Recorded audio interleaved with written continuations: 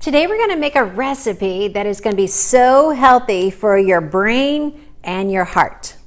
And your mouth is going to love it too. Yes, I think you're going to like it. Today it's all about guacamole. It's a food that I used to never eat, and then I fell in love with it. And now I can make it myself, and it's so much fresher when you make it yourself. So today it's about fresh, it's about real, and it's about delicious. Hey, that sums it all up.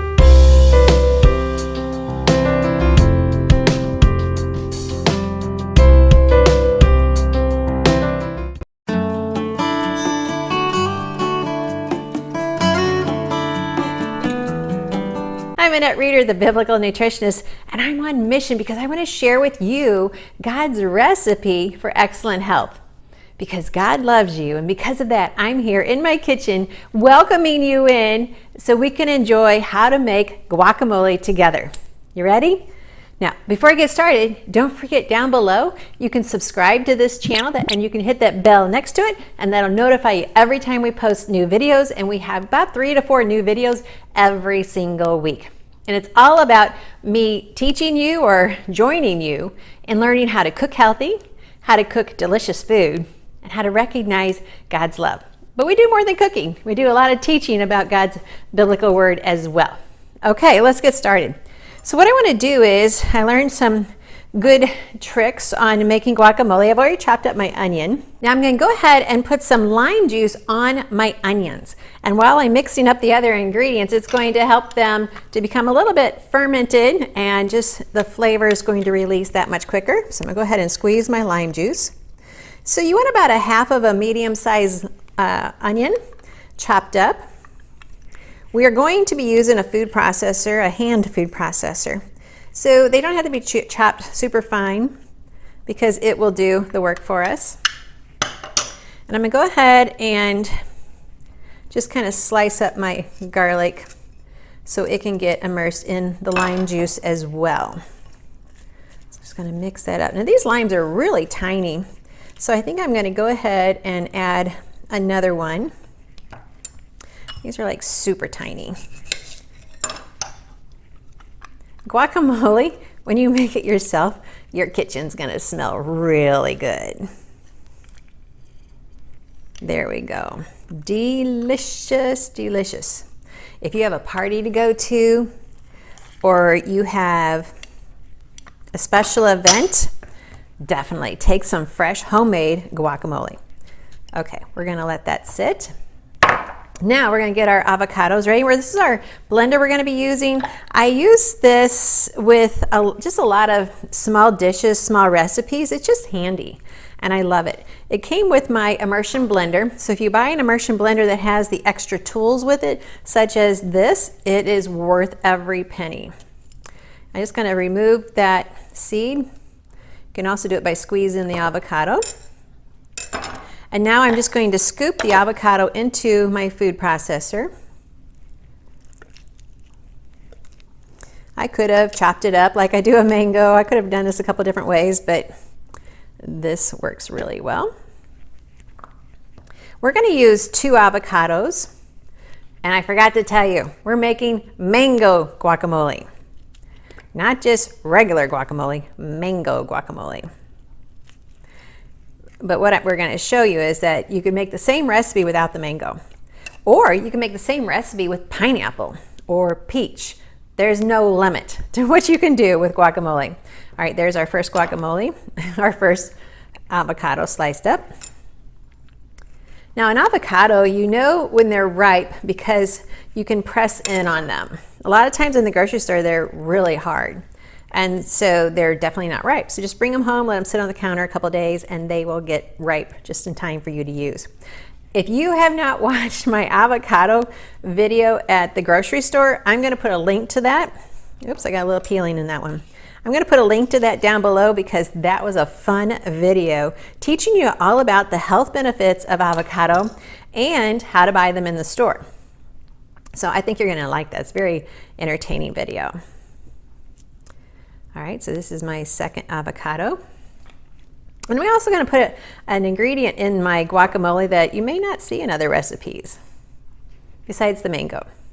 So what I could do is I could just go ahead and slice it up a little bit I could leave part of my avocado chunky and part of it smooth, but I like it smooth.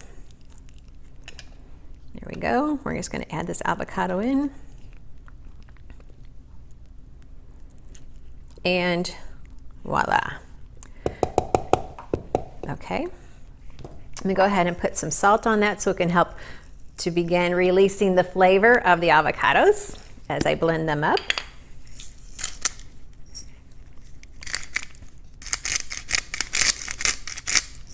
Freshly, crushed salt and pepper is a lot more of a fresh flavor than just buying it already minced.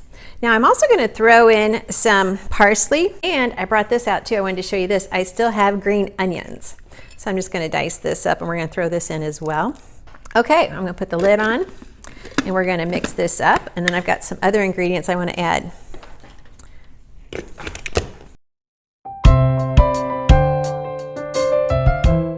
It really could go a little bit faster if I added some juice to it. So what we're going to do is go ahead and add some of our lime juice from our onions. We'll just go ahead and throw the onions in.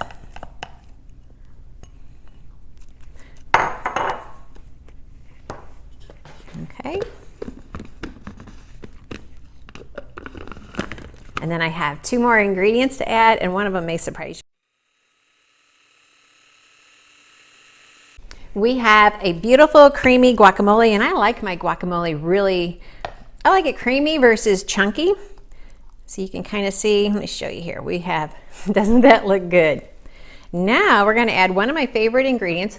So you can add peppers to your recipe. You can add, I added a little bit of parsley from my garden, but you could have, really cilantro is the more popular herb to throw in this just for just that bite of flavor. But I'm going to add in some roasted red pepper instead of a regular fresh pepper.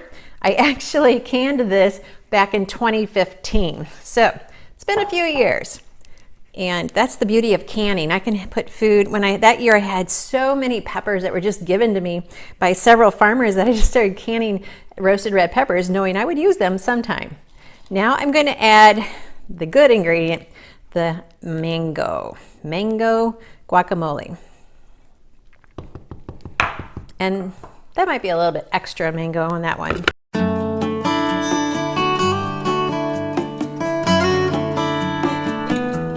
Okay, I don't want the mangoes totally blended into a puree, so I just blended it enough and I still have a few of them on top, just so they can get mixed in, and for some of them to get nice and soft and pureed, but the rest to stay chunky.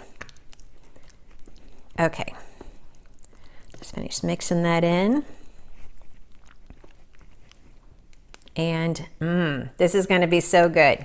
Now I have a mango sitting here. This is the first time in probably a couple years that I got a bad mango. I've got a video on how to shop for mangoes, so I'm going to put that down below as well. A lot of good teaching videos are here for you, and all wrapped up in this one. And so you can kind of see it's brown on the inside. It doesn't smell as fresh. On the outside, it just looks vaguely bruised, but you would not have noticed that in the store. Obviously, I didn't notice it until I got home and cut it open. And so it happens, not very often, because usually mangoes are a pretty easy fruit to buy. All right, so there we go. And we'll just dish that up and serve it. Okay, now let's go ahead and serve this up so we can let everyone in the house enjoy it. Yeah, I love it when the mangoes are chunky. A little bit blended in for the sweetness, and then a little bit chunky just for the looks and for that chunky bite. We have some matzo crackers we'll just put in right there, and we'll serve them alongside. And there we have amazing, delicious, beautiful. Do you ever say beautiful with food? Anyway, we have some mango guacamole just in time to serve our guests. Hey, thanks for watching. Thanks for joining me in my kitchen. You're welcome anytime. Be sure to hit the subscribe, the like, the comments, all of those things down below so that you can stay in touch with us and we can stay in touch with you and share with you more about God's recipe for excellent health. Annette Reeder, Biblical Nutritionist.